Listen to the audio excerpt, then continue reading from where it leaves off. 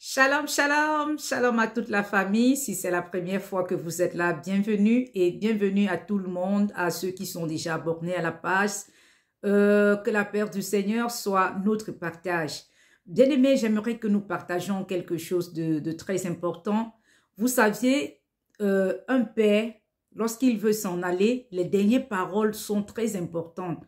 Avant de s'en aller, il donne toujours des recommandations très importantes que les enfants vont faire. Donc, et nous comprenons le Seigneur Jésus, avant de s'en aller, lorsqu'il est mort et qu'il est ressuscité, il est venu, il est resté avec les disciples. Avant de s'en aller, il y a certaines recommandations qu'il a encore données à ses disciples. Et nous allons lire la recommandation, l'une des recommandations dans Matthieu 28 au verset 19. Je lis la parole. Allez, faites de toutes les nations des disciples. Bien-aimé, le Seigneur donne la recommandation d'aller faire de toutes les nations des disciples. Nous allons comprendre ce que c'est qu'un disciple. Parce que lorsque le Seigneur nous donne une recommandation aussi importante, il ne faut pas s'amuser avec cette recommandation. Si nous voulons comprendre qu'est-ce que c'est qu'un disciple, un disciple, c'est quelqu'un qui marche à la suite de son maître, donc qui apprend. Donc, ça signifie quelqu'un qui est en train d'apprendre à être comme. Donc, quelqu'un qui apprend à être comme son maître. Donc, celui qui veut faire exactement la même chose que le maître. Donc, un disciple de Jésus, c'est quelqu'un qui veut faire comme Jésus, qui apprend à être comme lui, qui marche selon ses pas. Donc, celui qui fait la volonté, qui est en train de marcher pour faire exactement ce que la personne fait, les imitateurs. Donc, ça doit être un imitateur. Mais le constat qui est un peu ramer, c'est que de nos jours, des gens se font comme des membres d'une église. Par exemple, on voit quelqu'un, il ne sait pas où aller, peut-être les dimanches, il devient membre d'une communauté. Par exemple, on voit les gens, les païens, ils ont des associations. Donc, certaines assemblées sont devenues un peu comme des associations. Tu n'as rien à faire. Bon, je vais aussi aller passer le dimanche pour avoir des amis. Comme je n'ai pas trop où aller souvent, je vais m'associer à ceux-là. Ou peut-être les parents étaient des chrétiens et puis on va aussi suivre pour devenir aussi, aller aussi suivre. Pourtant, ce n'est pas le cas. Un disciple, c'est quelqu'un qui est d'abord sauvé et il est sauvé, être sauvé, donc il est passé par la croix, il a reçu l'évangile de la croix et il a accepté cet évangile, il est devenu enfant de Dieu, comme certains peuvent dire, donner sa vie, accepter Jésus, mais en passant par la croix, en recevant l'évangile, quand on te prêche l'évangile et que tu reçois cela, tu acceptes cela, comme dans le livre de Actes, on dit, ils étaient vivement touchés. Donc, lorsqu'ils ont suivi l'évangile, ce que le Seigneur a fait, ils étaient vivement touchés. Donc, c'est un disciple, c'est celui qui a suivi l'évangile, qui a été touché, qui est sauvé et qui marche à la suite de son maître. Donc, il commence à suivre les pas du maître. Donc, ça ne devrait pas être que on se réunit juste parce qu'on est membre d'une église, mais on devrait plutôt être des disciples. Et nous allons comprendre qu'est-ce que le devoir d'un disciple, qu'est-ce qu'un disciple doit faire, quels sont les caractères d'un disciple. C'est ce que nous allons essayer de partager. En premier point, nous allons regarder l'amour. L'amour. Donc, un disciple doit avoir l'amour. Et nous allons venir lire dans le livre de Jean. Nous allons lire le livre de Jean pour mieux comprendre. Dans Jean 13, 34 à 35, je lis la parole. Le Seigneur Jésus dit, « Je vous donne un commandement nouveau. Aimez-vous les uns les autres.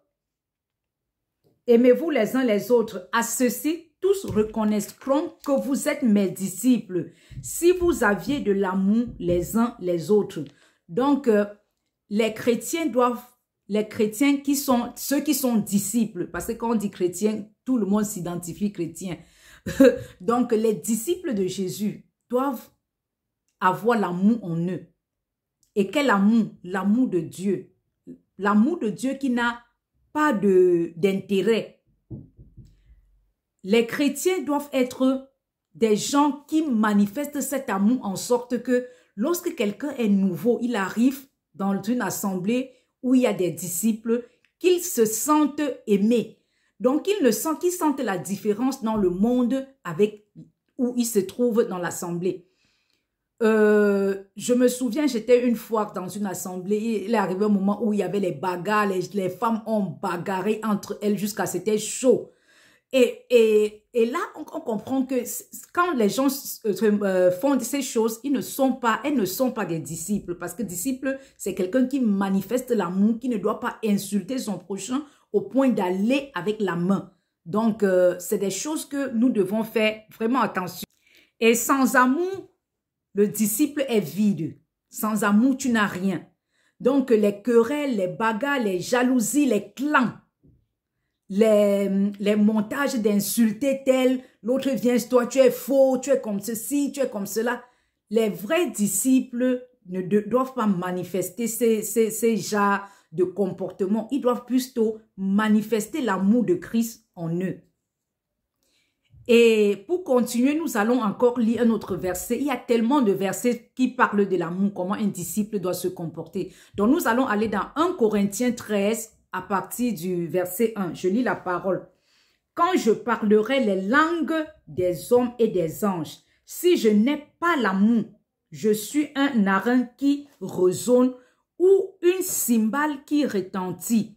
Et quand j'aurai le don de prophétie, de science, de tous les mystères et de toutes les connaissances, quand je n'aurai même pas toute la foi jusqu'à transporter, quand j'aurai même toute la foi jusqu'à transporter les montagnes, si je n'ai pas l'amour, je ne suis rien. Écoutez bien, bien-aimés. Et quand je distribuerai tous mes biens pour la nourriture des pauvres, quand je livrerai même mon corps pour être brûlé, si je n'ai pas l'amour, cela ne me sert à rien. Bien-aimés, comprenez bien ce que la parole nous dit. Donc, quel que soit ce que nous faisons en tant que disciples du Seigneur, s'il n'y a pas l'amour, la première des choses, s'il n'y a pas l'amour, on est en train juste de faire le bruit pour rien. L'amour du prochain, manifester l'amour dans le milieu où nous vivons, conduire les autres toujours dans l'amour. Et quel est cet amour-là? Donc, nous allons continuer. À 4, l'amour est patient, il est plein de bonté. L'amour n'est point envieux. Les envies ne doivent pas être au milieu des enfants de Dieu. L'envie, tu m'insultes parce que peut-être je n'ai pas les moyens financiers ou peut-être tu as acheté quelque chose, l'autre est jaloux. Non, être envieux, quand on fera quelque chose, sois fier de ce qu'il a. Ne sois pas plutôt jaloux, envieux. L'amour ne se vante point. Il ne s'enfle point d'orgueil, il ne fait rien de malhonnête, il ne cherche point son intérêt, il ne s'irrite point. Il ne soupçonne point le mal, il ne se réjouit point de l'injustice. Non, non, non, non, non. Mais il se réjouit de la vérité. L'amour excuse tout, il croit tout, il espère tout, il supporte tout. L'amour ne périt jamais. Amen. On va s'arrêter là. Donc, c'est comme ça qu'un enfant de Dieu, disciple de Jésus, celui qui marche selon les pas du Maître, il doit manifester premièrement l'amour. Donc, partout où il se trouve, l'amour doit ressortir en lui. Il va manifester cet amour qui sera différent de l'amour des gens du monde. Oui, bien-aimés, nous allons continuer toujours les caractéristiques d'un disciple, comment doit être un disciple. Et nous allons voir en deuxième partie la foi. Un disciple doit avoir la foi. La parole nous dit, sans la foi, nul ne peut être agréable à Dieu. Et maintenant, comment vient la foi? La foi vient au travers de l'écoute de la parole. La foi, lorsque tu écoutes l'œuvre de la croix, ce que le Seigneur a fait pour toi, comment il s'est manifesté, la foi commence en toi, la foi au salut. Et tu commences à marcher par la foi au salut. Donc, c'est très important qu'un disciple ait la foi. Donc, un disciple doit marcher par la foi et non par la vue. Quel que soit ce qu'il voit autour de lui, ce qu'il arrive, il doit croire que le Seigneur est capable. Il doit croire que tout peut changer. Il ne marche pas par ce qu'il voit. Non, il marche la foi qu'il a en lui, parce que le Seigneur lui a dit, ce qui se trouve dans la parole du Seigneur. Donc, par la foi également, pour grandir dans la foi, il faut être également enseigné. Il faut avoir des véritables enseignants qui t'enseignent la parole. Et lorsque tu écoutes la parole, parce que la foi vient de ce qu'on entend, de la parole de Dieu. Lorsque tu écoutes la parole, tu es enseigné, tu grandis. Plus tu grandis, plus la foi également, tu deviens affermi petit à petit dans ta marche.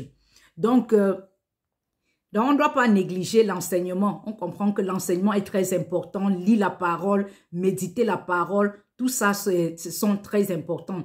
Et les ennemis de la foi sont que la peur, le doute et l'inquiétude. Lorsque tu te dis, est-ce que c'est possible? Est-ce que cela peut arriver? Tu as besoin de quelque chose et puis tu te mets encore à douter. Ah, tu t'inquiètes, est-ce que telle chose sera possible? Le Dieu nous dit dans le livre de Matthieu que ne vous inquiétez de rien. Donc, tu ne dois pas t'inquiéter. Tu dois savoir que tu as un Père, tu mets ta confiance en lui et tu te couches, tu dors. Tu n'as pas de soucis. Tu as mis tes problèmes tout entre ses mains et tu continues. Quel que soit ce que tu fais, tu te laisses entre ses mains, tu continues. Tu n'as pas besoin de douter et tu n'as pas besoin d'être inquiète. Tu n'as pas besoin d'avoir peur parce que ce sont les ennemis de la foi. Un disciple ne doit pas manifester ces choses-là. Ça peut souvent passer, mais il faut éviter le doute, la peur, l'inquiétude. Ce sont les ennemis de la foi. Donc, un disciple doit éviter cela. Donc, il doit vivre dans la foi, qu'il croit vraiment que non. Ce qu'il a entendu de la parole, il croit en ça. Et par la prédication de la croix, il reçoit la foi au salut et il marche dans cette foi-là. C'est ça. Donc, par la foi, on doit croire contre vents et marées. Nous allons passer au troisième point. Qu'est-ce que c'est qu'un disciple? Comment est-ce qu'un disciple doit se comporter? Les caractères du disciple.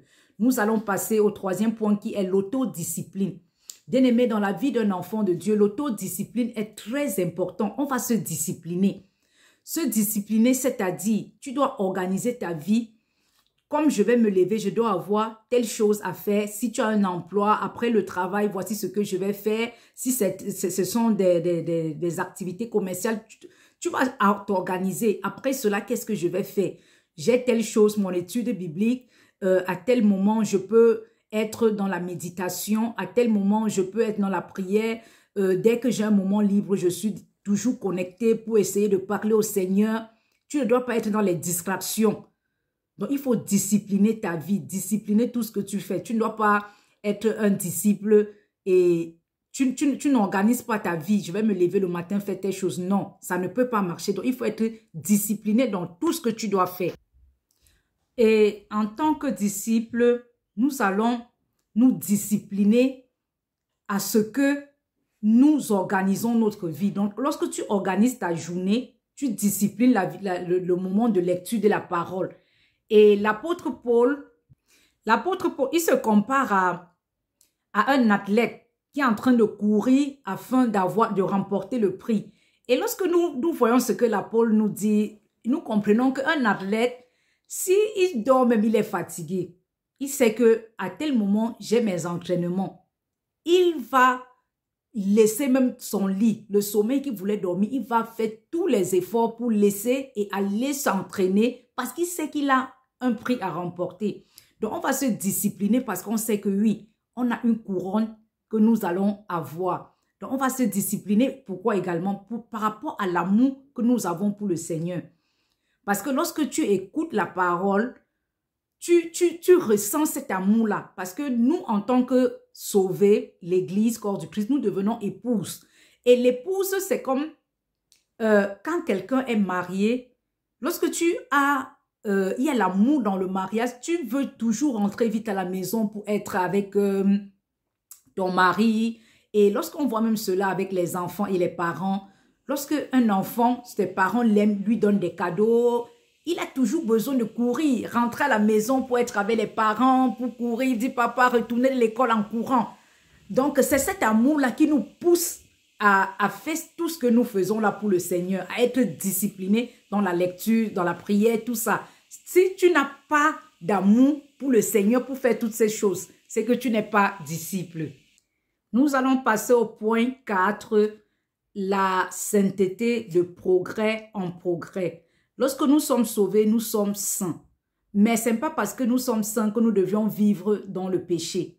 C'est ça qu'on dit, qu'on va dire un disciple pour manifester les caractères d'un disciple. Pour être disciple, il faut être saint. Donc, il faut marcher dans la sainteté de progrès en progrès. C'est-à-dire, tu commences à éviter ce qui ne glorifie pas Dieu. Donc, tu te retires de tout ce qui est comme souillure. Si tu sais que dans un milieu, les gens sont en train de parler des choses qui ne glorifient pas Dieu, boire n'importe comment des excès, être dans tellement de choses qui sont péchés que vous-même vous connaissiez, qu'est-ce que tu vas faire? Tu vas te retirer dans ce milieu-là. Ou si tu te retrouves dans ce milieu, ce sera pour prêcher l'évangile. Tu ne dois pas te trouver dans ce milieu pour également être ami avec eux. Parce que l'environnement dans lequel un disciple doit également évoluer doit être différent. Tu seras avec des gens parce que tu as un objectif là-bas. L'objectif, c'est de gagner ces gens-là. Donc, tu dois faire des efforts pour ne pas être souillé, pour sortir de la souillure. Donc, tu vas marcher dans la sainteté progressivement. Ce n'est pas une fois, c'est progressivement. Parce que lorsqu'on vient à Christ, il y a des choses qui nous transforment progressivement. Donc, ce n'est pas une fois peut-être que tu te retrouves, tu vas abandonner telle chose. Non, tu vas laisser ça. On ne force pas. C'est l'Esprit de Dieu en nous qui nous aide à abandonner ce que nous faisions avant. Donc, progressivement, avec l'Esprit de Dieu nous amène à un moment, exemple, quelqu'un qui boit beaucoup. Lorsqu'il est sauvé, il peut continuer à boire, mais il va se rendre compte qu'il diminue petit à petit. À un moment, d'autres vont te dire, ah, je ne sais même plus, mais je suis dégoûté de boire l'alcool, je suis dégoûté de boire du vin comme avant. Et c'est ainsi. Donc, progressivement, dans la marche avec le Seigneur, il va nous façonner, il va nous transformer. Il y a des choses que nous allons laisser, mais nous laissons transformer par le Saint-Esprit progressivement. Mais nous également, nous faisons notre côté en évitant certaines choses, des endroits que nous pouvons peut-être pécher. Tu sais que oui, j'avais une copine que j'étais avec elle, je ne veux même pas l'épouser. Tu ne dois pas continuer avec elle. Non, tu vas l'appeler, tu vas arranger, tu vas lui dire non, je suis sauvé, je suis devenu disciple. Voici, soit on se marie, soit on se sépare comme ceci. Donc, c'est très important de manifester ces caractères de disciple. Donc, 1 Pierre 1,15 qui nous dit, celui qui vous a appelé est saint, soyez également saint. Donc, on doit marcher progressivement dans la sainteté. Le 5e point, c'est l'attitude. L'attitude. Les caractères d'un disciple, comme nous sommes en train de dire, l'attitude est très importante. L'humilité. Dans l'attitude, on voit l'humilité. Un disciple doit être humble, prêt à pardonner, prêt à se rabaisser. La Bible dit que le plus grand devient serviteur du petit. On doit être des serviteurs des uns et des autres. Donc l'humilité doit faire partie de notre vie, de notre façon de vivre. Et n'oubliez pas, la parole de Dieu dit, nous sommes le sel de la terre. Donc étant le sel de la terre, on doit manifester notre attitude, notre caractère de la vie de Christ. Donc on manifeste Christ d'après notre caractère, notre attitude, notre façon de faire. Parce que le monde autour de nous, ils sont en train de nous regarder. Lorsque tu deviens disciple, des gens autour de toi sont en train de regarder comment tu dois te comporter. Et c'est très important en tant que disciple. Nous voyons l'apôtre Paul dans 1 Corinthiens 11:1 où il dit « Soyez mes imitateurs comme moi-même je le suis de Christ ». Donc, il a dit ça, l'apôtre Paul disait ça par rapport à son caractère, son comportement, sa façon de faire, de vivre avec des gens. Parce que c'est très important l'attitude que nous manifestons envers les autres, étant donné que nous sommes la lumière du monde. Donc, c'est très important en tant que disciple du Seigneur. Et dans Matthieu 5,48, nous allons lire la parole, Matthieu 5,48. « Soyez donc parfaits, comme votre Père céleste est parfait. » Donc, un disciple doit chercher la perfection comme le Père est parfait. Nous devons chercher à être parfaits. Nous ne pouvons pas manifester la totalité d'être parfait là, dans la perfection. Mais nous devons rechercher à être parfait comme le Père est parfait. C'est ce que le Seigneur nous recommande en tant que disciple. Donc, comment est-ce qu'un disciple doit se comporter, ses caractères? Nous allons voir le 6e point qui est la mission. Nous voyons dans Matthieu, dans le livre de Marc 16 au verset 11, où le Seigneur demande d'aller annoncer la parole. Donc, un disciple, un enfant qui est sauvé, qui devient disciple du Seigneur, qui marche comme le Seigneur, qui imite le Seigneur, un apprenti. Donc, il doit aller en mission. Quand il commence déjà à grandir, il doit avoir pour mission annoncer la parole. Donc, tout enfant de Dieu, ce n'est pas seulement les évangélistes, tout enfant de Dieu ont cette mission d'annoncer la parole. Chacun le fait à son niveau, dans la famille, au lieu de travail, à ses amis, et sortir aussi, organiser des jours. Vous pouvez avoir même un jour où tu te dis, bon, en un mois, même si c'est une fois, un jour, je sors pour annoncer la parole, parce que c'est la mission de tout chrétien, tout disciple. Maintenant, lorsque tu annonces la parole, c'est très important ce point-ci. Si tu annonces la parole, quelqu'un est sauvé, il faut continuer, parce que si tu annonces la parole et tu laisses la personne, ce ne sera pas bien. Il faut que tu prennes cette personne et que tu l'enseignes. Donc, pour ramener cette personne dans l'assemblée où il doit être enseigné afin de grandir et devenir également un disciple qui peut également continuer le travail. C'est ainsi que les disciples ont travaillé au début de l'Église. Ils annonçaient la parole aux les gens qui étaient sauvés. Celui qui était perdu devient sauvé et celui-là annonce. C'est comme ça que ça partait. Donc, ce n'était pas aujourd'hui on se réunit en tant que les membres d'une assemblée ou association qu'on va appeler église et on continue chaque fois à se retrouver. On ne sort pas, chacun ne fait pas la mission à son niveau. Donc, chacun doit faire la mission à son niveau. C'est exemple comme un malade, le perdu qui est un malade, qui se rend pour voir, qui voit un docteur, le docteur le voit et diagnostique son problème. Lorsque son problème est diagnostiqué, c'est à l'hôpital qu'il va pour que son problème soit diagnostiqué. Donc, lorsque le problème est diagnostiqué, il faut le suivre. Donc, l'hôpital qui est l'église et celui qui est docteur, celui qui est sauvé, le disciple qui était sauvé avant, qui est déjà un peu mature, qui grandit et qui a prêché à celui-là, il doit continuer à le suivre, l'encadrer, être toujours avec lui. Donc, chaque personne, chaque disciple doit avoir quelqu'un qui l'encadre. Tu dois avoir quelqu'un que tu es en train d'encadrer, que tu es toujours avec lui. Si c'est dans la famille, si c'est des amis, tu dois avoir toujours une personne. Donc, une personne que tu es en train d'encadrer. Donc, il est comme le malade qui est chez le docteur, tu es en train de le suivre, il avance un peu et tu le conduis dans une assemblée où il prend du temps, il grandit à un niveau, lui-même, il continue la mission. Donc, c'est ça la mission que Christ nous a confiée. Et il nous a demandé que nous soyons des disciples, allez faire des disciples, soyez des disciples. Nous sommes les disciples du Seigneur. Par rapport au premier point dont j'ai parlé, l'amour, je vais vous expliquer, je vais raconter une histoire. Lorsque j'étais plus jeune, j'étais dans le monde, je faisais la vie comme je voulais. À un moment, je me suis sentie, il faut que j'aille dans une assemblée des chrétiens pour aussi passer du temps parce que j'étais déjà fatiguée. La vie était difficile, les choses n'allaient pas. Je me suis dit, bon, si je vais dans une assemblée, je peux aussi me joindre là-bas, tout ça. Quand je suis arrivée dans l'assemblée, la façon dont les gens vivaient, c'était plus que le monde. Donc, c'était même plus que moi. Ce que je faisais même en tant que païenne, c'était encore plus que ça.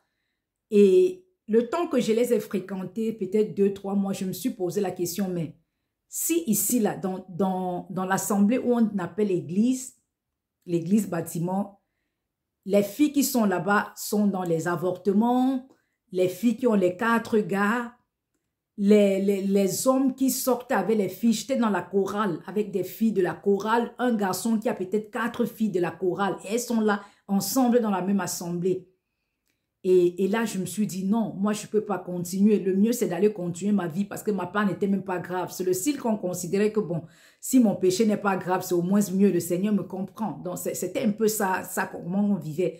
Et lorsqu'on comprend aujourd'hui ce que c'est qu'un disciple, on comprend que ça, ce n'était pas une assemblée des enfants de Dieu, des disciples. Non, ce n'était pas une réunion. Ils ne se retrouvaient pas comme réunion d'une église. Non, c'était juste une association du quartier, d'une communauté où on se retrouve.